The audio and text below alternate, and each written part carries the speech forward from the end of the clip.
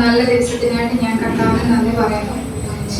പറയാൻ പോകുന്ന വാക്യം യോഹന്നാൻ 3:16 നമുക്ക് എല്ലാവർക്കും അറിയാവുന്ന വാക്യമാണ്. തന്റെ ഏകജാതനായ പുത്രനിൽ വിശ്വസിക്കുന്ന ഏവനും നശിച്ചു പോകാതെ നിത്യജീവൻ പ്രാപിക്കേണ്ടതിന് ദൈവം അവനെ നൽകുവാൻ തക്കവണ്ണം ലോകത്തെ സ്നേഹിച്ചു. ഈ വാക്യം ഞാൻ എപ്പോഴും മെസ്സേജ് എടുക്കുന്ന വാക്യങ്ങൾ, ഞാൻ പഠിച്ചിട്ടുള്ള വാക്യങ്ങൾ, കുഞ്ഞിലെ പഠിച്ച വാക്യങ്ങളൊക്കെ അതാകുമ്പോൾ എനിക്കിങ്ങനെ മനസ്സിലോർത്തിങ്ങനെ ധ്യാനിക്കാൻ എപ്പോഴും എളുപ്പമാണ്. അപ്പൊ ഞാൻ പോയിന്റുകളൊക്കെ ഇങ്ങനെ എഴുതി വെച്ചിട്ടുള്ളതുകൊണ്ട് ഞാൻ പ്രാർത്ഥിക്കുകയാണ് ദൈവത്തെ ബലപ്പെടുത്തി. ഇപ്പൊ പാട്ട് പാടിയപ്പം പിതാവിന്റെ സ്നേഹത്തെ കുറിച്ചാണ് നമ്മൾ ആ പാട്ട് പാടിയത്. അപ്പൊ ഇതെല്ലാം കണക്ട് ആയി വരുന്നുണ്ട് എന്നാണ് ദൈവത്തിന് ഹിതമായിരിക്കും ഇപ്പം ഞാൻ ഇങ്ങനെ വചനം പറയണം എന്ന് ഞാൻ വിചാരിക്കുന്നു. ഈ വാക്യത്തിനകത്ത് യോഹന്നാൻ 3:16 തന്റെ ഏകജാതനായ പുത്രനിൽ വിശ്വസിക്കുന്ന ഏവനും നശിച്ചു പോകാതെ നിത്യജീവൻ പ്രാപിക്കേണ്ടതിന് ദൈവം അവനെ നൽകുവാൻ തക്കവണ്ണം ലോകത്തെ സ്നേഹിച്ചു എന്നുള്ളതാണ്. അപ്പം ഇതിനകത്ത് ഞാൻ 3 പോയിന്റാണ് എടുക്കാനായിട്ട് ഉദ്ദേശിക്കുന്നത്. അതിനു മുമ്പായിട്ട് ഈ 3-ാം അധ്യായത്തിന്റെ ആ 16-ാം വാക്യത്തിലേക്ക് ഇത് ആരോട് പറഞ്ഞു എന്നൊക്കെ നമുക്ക് അറിയാവുന്നതാണ്. നിക്കോദെമോസിനോട് യേശു സംസാരിച്ചപ്പോൾ പറഞ്ഞ കാര്യമാണ്. ഈ 3-ാം അധ്യായത്തിന്റെ അതിന്റെ ആ ഒരു ബാക്ക്ഗ്രൗണ്ട് നമ്മൾ നോക്കുകയാണെങ്കിൽ നിക്കോദെമോസ് എന്ന് പറയുന്ന ഒരു വ്യക്തി, അദ്ദേഹം പരീശനായിരുന്നു, പള്ളി പ്രമാണിയായിരുന്നു, ഒരു പ്രമാണിയായിരുന്നു, യഹൂദനായിരുന്നു, പരീശനായിരുന്നു, പ്രമാണിയായിരുന്നു. ഈ 3 തലങ്ങളിൽ നിൽക്കുന്ന ഒരു വ്യക്തിയായിരുന്നു. യഹൂദൻ എന്ന് പറഞ്ഞാൽ ജാതിപരമായിട്ട് ആ ഒരു കാറ്റഗറിയിൽ കുറച്ച് ഉയർന്നു നിൽക്കുന്ന, ജാതിയിൽ ഉയർന്നു നിൽക്കുന്ന ഒരാൾ. പരീശൻ എന്ന് പറഞ്ഞാൽ ന്യായപ്രമാണവും പഴയ നിയമവും എല്ലാം നല്ല രീതിയിൽ അറിയാവുന്ന, വചനത്തെ കുറിച്ച് അറിയാവുന്ന ഒരു വ്യക്തി. പ്രമാണി എന്ന് പറഞ്ഞാൽ നാട്ടിൽ അത്യാവശ്യം കാശൊക്കെ ഉണ്ട്, നല്ല ചുറ്റുപാടൊക്കെ ഉണ്ട്, നാട്ടിൽ അത്യാവശ്യം വിലയും നിലയൊക്കെ ഉള്ള ഒരു വ്യക്തി. അദ്ദേഹം ഒരു ദിവസം രാത്രിയിൽ ആരും അറിയാതെ വളരെ രഹസ്യമായിട്ട് എന്ന പോലെ യേശുവിനെ കാണാനായിട്ട് വന്നിട്ട് കർത്താവിനോട് പറയുകയാണ്. ആദ്യം തന്നെ അദ്ദേഹം പറയുന്നത് പരീശന്മാരുടെ കൂട്ടത്തിൽ യഹൂദന്മാരുടെ ഒരു പ്രമാണിയായ നിക്കോദെമസ് എന്ന പേരുള്ള ഒരു മനുഷ്യനുണ്ടായിരുന്നു. അവൻ രാത്രിയിൽ അവന്റെ അടുക്കൽ വന്ന അവനോട്, റബ്ബി, നീ ദൈവത്തിന്റെ അടുക്കൽ നിന്ന് ഉപദേഷ്ടായി വന്നിരിക്കുന്നു എന്ന് ഞങ്ങൾ അറിയുന്നു. ദൈവം തന്നോട് കൂടെ ഇല്ലെങ്കിൽ നീ ചെയ്യുന്ന ഈ അടയാളങ്ങൾ ചെയ്യുവാൻ ആർക്കും കഴിയില്ല എന്നും പറഞ്ഞു. അപ്പം വന്നിട്ട് അദ്ദേഹം പറയാണ്, നീ ദൈവത്തിന്റെ അടുക്കൽ നിന്ന് വരുന്നു എന്ന് ഞങ്ങൾ അറിയുന്നു എന്നാ പറയുന്നത്. അദ്ദേഹം മാത്രമല്ല, അദ്ദേഹം ഒരു പക്ഷേ ആ യഹൂദന്മാരുടെ കൂട്ടത്തില് നമുക്കറിയാം യേശുവിനെ എപ്പോഴും ഈ പള്ളി പ്രമാണികള് പരീക്ഷമാർ എപ്പോഴും കുഴയ്ക്കുന്ന ചോദ്യങ്ങൾ ചോദിച്ച് ഇങ്ങനെ ഡിസ്റ്റർബ് ചെയ്തുകൊണ്ടിരുന്നു യേശുവിന്റെ സുവിശേഷ വേദിയിൽ. എന്തിനെ പറ്റി, ഓരോ കാര്യങ്ങളെ പറ്റി, ശബത്ത് നാളിൽ ജോലി ചെയ്യുന്നതിനെ പറ്റി, പിന്നെന്താ ഭക്ഷണം കഴിക്കാതെ കൈ കഴുകാതെ ഭക്ഷണം കഴിക്കുന്നതിനെ പറ്റി, ഇങ്ങനെ ഓരോ കുഴപ്പിക്കുന്ന ചോദ്യങ്ങൾ ചോദിച്ച് എന്തിനാണെന്നറിയാവോ? ജനത്തിന്റെ ഇടയിൽ യേശുവിനെ കുറിച്ചുള്ള അഭിപ്രായം വിഭിന്നത ഉണ്ടാക്കാനും അവനെ തള്ളിക്കളയാനും വേണ്ടിയിട്ട് മനഃപൂർവ്വമായിട്ട് പരീക്ഷന്മാർ എപ്പോഴും ഇങ്ങനെ യേശു പോകുന്ന വഴിയിലെല്ലാം അവരുടെ കൂട്ടാളികളും അനുയായികളും ഒക്കെ നടന്ന് യേശുവിനെ ഇങ്ങനെ ഡിസ്റ്റർബ് ചെയ്തുകൊണ്ടിരുന്നു. പക്ഷെ യേശു അവിടെയൊക്കെ എങ്ങനെയാണെന്നറിയോ? എനിക്ക് ആ കർത്താവിന്റെ ഒരു ആറ്റിറ്റ്യൂഡാണ് എനിക്ക് ഇഷ്ടപ്പെട്ടത്. കാര്യം നമ്മളെപ്പോഴും യേശുവിനെ സ്നേഹം, അതെ, യേശു ക്ഷമയുള്ളവനാണ്, സ്നേഹമുള്ളവനാണ്, എല്ലാം നമുക്കറിയാം. പക്ഷെ പരീക്ഷന്മാരോട് ഇതുപോലുള്ള കുഴയ്ക്കുന്ന ചോദ്യങ്ങൾ ചോദിക്കുമ്പോൾ അവിടെ യേശു നല്ല മറുപടി, ഉരുളയ്ക്ക് പേര് പോലത്തുള്ള മറുപടിയാണ് കൊടുക്കുന്നത്. വെച്ചാൽ അവന്റെ കർത്താവ് വന്നിരിക്കുന്ന ഹിതം അതിനെ തകർക്കുന്ന രീതിയിൽ ആര് ചോദ്യം ചോദിച്ചാലും അതിനെ ബ്ലോക്ക് ചെയ്ത് കറക്റ്റായിട്ട് മറുപടി കൊടുക്കാൻ കർത്താവിന് അറിയായിരുന്നു. അതായത് അവിടെ അങ്ങനെ ഇങ്ങനെ സംസാരിച്ച് ഒന്നും അല്ല, കർത്താവ് വളരെ കറക്റ്റായിട്ട് മറുപടി കൊടുക്കാൻ അറിയായിരുന്നു. അപ്പം നമ്മളും അങ്ങനെ ആയിരിക്കണം. നമ്മുടെ വിളിച്ചതിന്റെ ഒരു വിളിയെക്കുറിച്ചും നമ്മൾ ആരാണെന്നുള്ള ബോധ്യത്തെക്കുറിച്ചും ഒക്കെ നമുക്കൊരു വ്യക്തമായിട്ടൊരു അറിവുണ്ട്. അപ്പൊ അതിനെ തകർക്കുന്ന രീതിയിൽ, അല്ലെ അതിനെ ഇടിച്ചമർത്തുന്ന രീതിയിൽ സാത്താൻ പ്രചോദിപ്പിച്ച് ഏതെങ്കിലും ഒരു വ്യക്തി നമ്മളോട് മനഃപൂർവ്വമായി നമ്മളോട് ചോദ്യങ്ങൾ ചോദിച്ചാൽ നമ്മൾ അതിനെ അവിടെ കിടന്ന് നമുക്ക് തട്ടിയും മുട്ടിയും പറയാത്ത രീതിയിൽ കറക്റ്റായിട്ട് മറുപടി പറയാൻ യേശുവിന്റെ മക്കളാണ് നമ്മൾ. നമുക്ക് ആ ഒരു ആറ്റിറ്റ്യൂഡ് നമുക്കത് വേണം എന്ന് പറഞ്ഞ് വഴക്ക് പിടിക്കണം എന്നല്ല, വചനത്തിൽ നിന്നുള്ള ഒരു അറിവ് നമുക്ക് വേണം എന്നുള്ളതാണ്. ഇവിടെ നിക്കോദെമോസ് അങ്ങനെയൊന്നുമല്ല. അദ്ദേഹം വളരെ നീറ്റായിട്ട് വന്ന് രാത്രിയിൽ വന്ന് യേശുവിനോട് ഇങ്ങനെ അദ്ദേഹം പറയാണ്, ഞങ്ങൾ അറിയുന്നു നീ കർത്താവിന്റെ സന്നിധിയിൽ നിന്ന് വരുന്നവനാണെന്നൊക്കെ ഞങ്ങൾക്ക് അറിയാം, ഉപദേഷ്ടാവായി, അതുകൊണ്ടാണ് നിനക്ക് ഈ കാര്യങ്ങളൊക്കെ അത്ഭുതങ്ങളൊക്കെ ചെയ്യാൻ സാധിക്കുന്നതെന്ന് ഞങ്ങൾക്ക് അറിയാം എന്ന് പറയാണ്. അപ്പം യേശു പറയാണ്, അതൊക്കെ ശരി, നിങ്ങൾക്ക് അറിയാമായിരിക്കും. പക്ഷേ ഇവിടെ പറയുന്നുണ്ട്, രണ്ടാം ഇതിൽ പറയുന്നുണ്ട്, യേശു അവനോട്, ആമേൻ ആമേൻ ഞാൻ നിന്നോട് പറയുന്നു, പുതുതായി ജനിച്ചില്ലെങ്കിൽ ദൈവരാജ്യം കാണുവാൻ ആർക്കും കഴിയില്ല.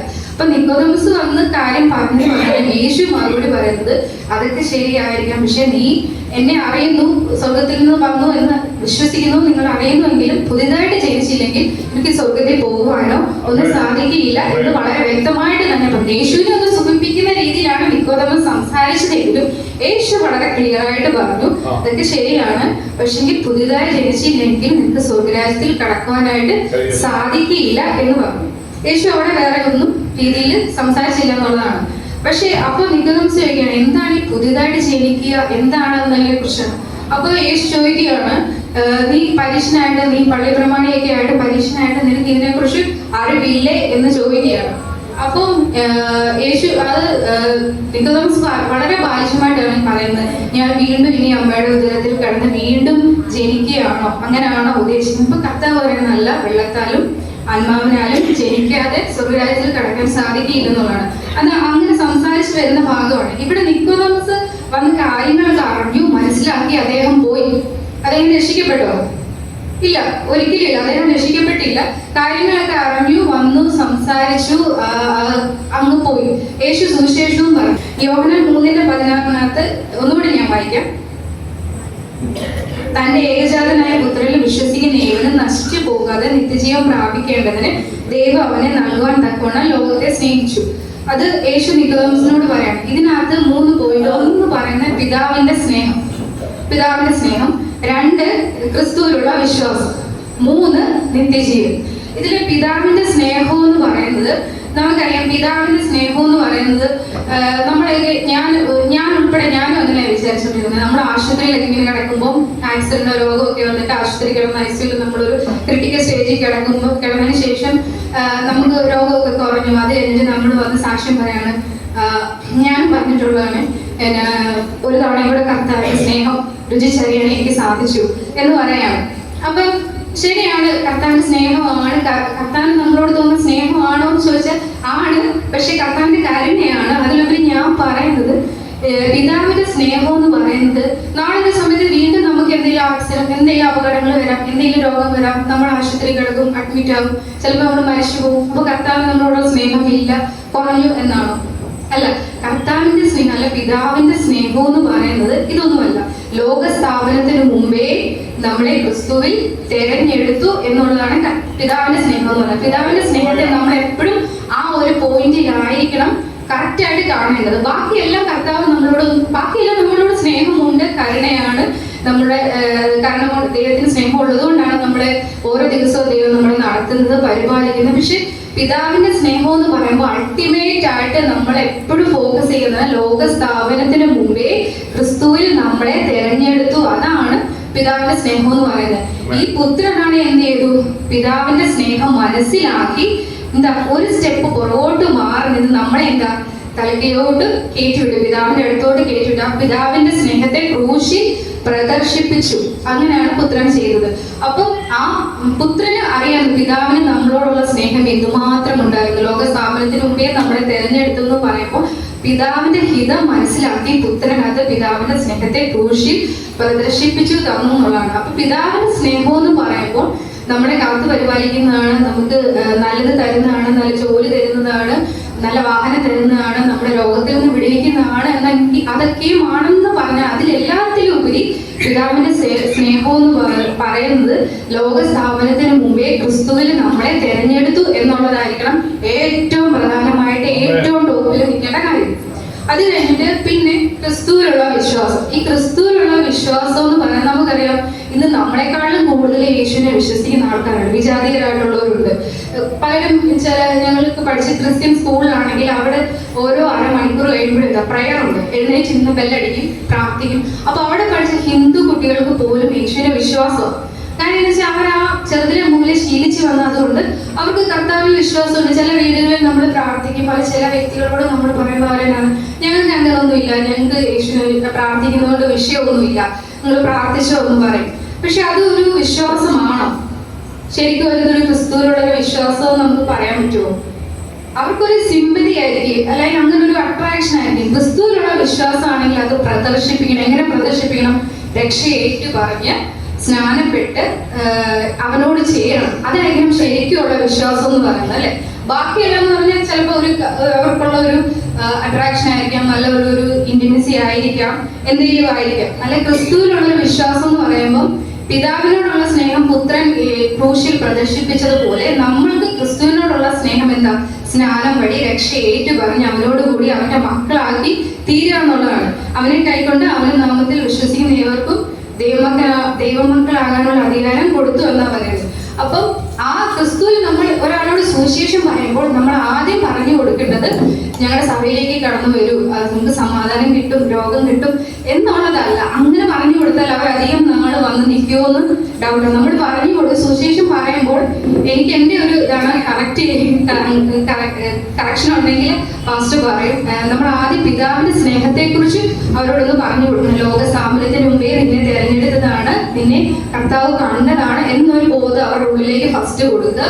രണ്ടാമത് ക്രിസ്തുവിൽ വിശ്വസിച്ചാൽ മാത്രമേ പിതാവിന്റെ സ്നേഹം മനസ്സിലായി നമുക്ക് സ്വർഗത്തിലേക്ക് പോകുവാനായിട്ട് സാധിക്കുകയുള്ളൂ.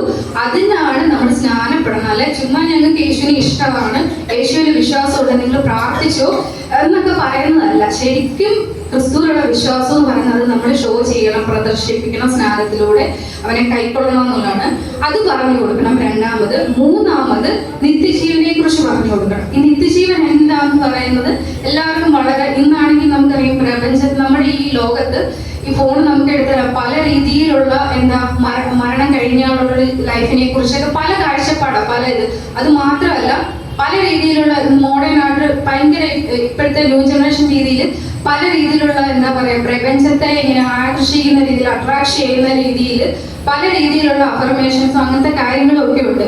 വിശ്വാസികളാണുള്ളവരും അവിശ്വാസികളും എല്ലാവരും അതിൽ പോയി പെടുന്നുണ്ട്. ഇങ്ങനെ ഇത്ര ദിവസം ഇന്ന കാര്യം ചെയ്താൽ ഇങ്ങനെ നടക്കും, അങ്ങനെ ചെയ്ത മരണത്തിന് ശേഷം ഇതാണ്, അങ്ങനെ പല രീതിയിലുള്ള നമ്മൾ യൂട്യൂബ് തുറന്നാൽ കാണാം, ഓരോന്നും കിടക്കുന്നു. പക്ഷെ നിത്യമായിട്ടുള്ള ഒരു ജീവൻ എന്ന് പറഞ്ഞാൽ മരണത്തിന് ശേഷം നമുക്കൊരു ലൈഫ് ഉണ്ട്. അതെന്താണ് എന്നതിനെ കുറിച്ച് പലർക്കും പല ധാരണയാണ്. അപ്പം ക്രിസ്തുവിലായി നമ്മൾ രക്ഷിക്കപ്പെട്ട് കഴിഞ്ഞാൽ നമുക്കുള്ള ഒരു ജീവിതം എന്ന് പറഞ്ഞാൽ കർത്താവിനോടൊത്തുള്ള ഒരു ജീവിതമാണ്. അതാണ് ശരിക്കും നമ്മുടെ ഒരു റിയൽ ലൈഫ് എന്ന് പറയുന്നത്. ഇത് നമുക്ക് വെറും ഒരു താൽക്കാലികമായിട്ടുള്ള ഒരു ലൈഫാണ്. നിത്യമായിട്ടുള്ളൊരു നിത്യജീവൻ നമുക്ക് പ്രാപിക്കണമെങ്കിൽ എന്ത് ചെയ്യണം എന്ന് ചോദിച്ചാൽ രക്ഷിക്കപ്പെടണം, പുതുതായി ജനിക്കണം. ബോണഗെയിൻ എന്നുള്ള വാക്ക് നമുക്കറിയാം, എനിക്ക് ഏറ്റവും ഇഷ്ടമുള്ള ഒരു വാക്കാണ് ബോണഗെയിൻ, വീണ്ടും ജനിക്കുക എന്നുള്ളത്. എന്ന് വെച്ചാൽ നമ്മൾ ആ പഴയ മനുഷ്യനെ പാപികളാണെന്നുള്ള ബോധം നമ്മൾ വരുത്തി ക്രിസ്തുവിനെ വിശ്വസിച്ച് നിത്യജീവനെ കുറിച്ചുള്ള ഒരു ധാരണ വന്നു കഴിയുമ്പോൾ നമ്മൾ എന്ത് ചെയ്യും? രക്ഷിക്കപ്പെടും എന്നുള്ളതാണ്. അപ്പൊ നമ്മൾ ഒരാളോട് സുവിശേഷം പറയുമ്പോൾ പിതാവിന്റെ സ്നേഹത്തെ കുറിച്ച് പറയാം, ലോകസ്ഥാപനത്തിന് മുമ്പേ നമ്മുടെ ക്രിസ്തുവിൽ തെരഞ്ഞെടുത്തു എന്നുള്ളതിനെ കുറിച്ച് പറയാം. രണ്ടാമത്, ക്രിസ്തുവിൽ വിശ്വസിച്ചാൽ മാത്രമേ നമുക്ക് നിത്യജീവൻ ലഭിക്കുകയുള്ളൂ. ആ വിശ്വാസം നമ്മൾ ചുമ്മാ വിശ്വസിച്ചാൽ പോരാ, പ്രകടമായി കാണിക്കണം, വിശ്വാസ സ്നാനം ഏൽക്കണം, രക്ഷ ഏറ്റു പറയണം. അതാണ് വിശ്വസിക്കുക എന്നുള്ളത് യഥാർത്ഥം. മൂന്നാമത്, നിത്യജീവനെ കുറിച്ചുള്ള ഒരു അറിവും കൂടെ നമ്മൾ അവർക്ക് കൊടുക്കണം. ഈ മൂന്ന് കാര്യങ്ങൾ പറഞ്ഞു കഴിഞ്ഞാൽ അവരുടെ ഉള്ളിൽ അത് വർക്ക് ചെയ്തോളും, ദൈവം അത് ഇടപെട്ടുള്ളൂ. അല്ലാതെ നമ്മൾ സുശേഷം പറയുമ്പോൾ അത് കിട്ടും, ഇത് കിട്ടും, ഇങ്ങനെ വന്നാല് സമാധാനം കിട്ടും, ആശ്വാസം കിട്ടും എന്ന് പറഞ്ഞ ഒരാളെ പള്ളിയിലേക്കോ അല്ലെങ്കിൽ നമ്മുടെ ഇതിലേക്കോ വിളിച്ചുകൊണ്ട് വരാൻ പാടില്ലെന്നുള്ള. ഇവിടെ നിൽക്കുന്നതും ഇതെല്ലാം മനസ്സിലാക്കിയിട്ട് അദ്ദേഹം ഒരിക്കലും കാര്യങ്ങളൊക്കെ അറിഞ്ഞു, എല്ലാം അറിഞ്ഞു, അദ്ദേഹം അങ്ങ് പോയി, രക്ഷിക്കപ്പെട്ടില്ല. പക്ഷെ മത്തായി അങ്ങനെയുള്ളവരൊക്കെ ഈ യേശു സുവിശേഷം പറഞ്ഞ ശേഷം വീണ്ടും കർത്താവിനെ അനുഗമിക്കുകയൊക്കെ ചെയ്തത് നമുക്കറിയാം. മത്തായി 28-ന്റെ 18 മുതലുള്ള വാക്യങ്ങളാണ് നിങ്ങൾ ലോകമെങ്ങും പോയി സുവിശേഷം അറിയിക്കാൻ പറയുന്ന വാക്യങ്ങൾ. ആകെ നിങ്ങൾ പുറപ്പെട്ട് പിതാവിന്റെയും പുത്രന്റെയും പരിശുദ്ധാത്മാവിന്റെ നാമത്തിൽ സ്നാനം കഴിപ്പിച്ചും ഞാൻ നിങ്ങളോട് കൽപ്പിച്ചതൊക്കെയും പ്രമാണിക്കാൻ തക്കവണ്ണം ഉപദേശിച്ചുകൊണ്ട് സകല ജാതികളെയും ശിഷ്യരാക്കിക്കൊള്ളുവിൻ. ഞാനോ ലോക അവസാനത്തോളം എല്ലാ നാളും നിങ്ങളുടെ കൂടെയുണ്ട് എന്നറിയിച്ചു. ആമേൻ. അപ്പം നമ്മുടെ ദൈവം തന്നിരിക്കുന്ന അധികാരമാണ്, നമ്മുടെ ശിഷ്യരാക്കാനുള്ള അധികാരമുണ്ട്, സ്നാനപ്പെടുത്താനുള്ള, അന്ന് പാസ്റ്റർ പറഞ്ഞത് സ്നാനപ്പെടുത്താനുള്ള അധികാരമുണ്ട്. അപ്പൊ നമ്മൾ ഒരാളോട് സുവിശേഷം പറയുമ്പോൾ അവിടെ നമ്മൾ വളരെ കെയർഫുൾ ആയിരിക്കണം എന്നുള്ളതാണ്. കറക്റ്റായിട്ട് അവർക്ക് പറഞ്ഞു കൊടുത്തില്ലെങ്കിൽ ആ ആത്മാവിന്റെ നമ്മളോട് കർത്താവിന്റെ ഒരു ചോദ്യം വരും എന്നുള്ളതാണ്. അതിനെക്കുറിച്ച് നമ്മൾ ബോധവാന്മാരായിരിക്കുക എന്നുള്ളതാണ്. ദൈവം ഈ അവസരം തന്നതിന് പാസ്റ്ററിനും മറ്റുള്ള എല്ലാ ഡേറ്റേഴ്സിനും നന്ദി പറയുന്നു.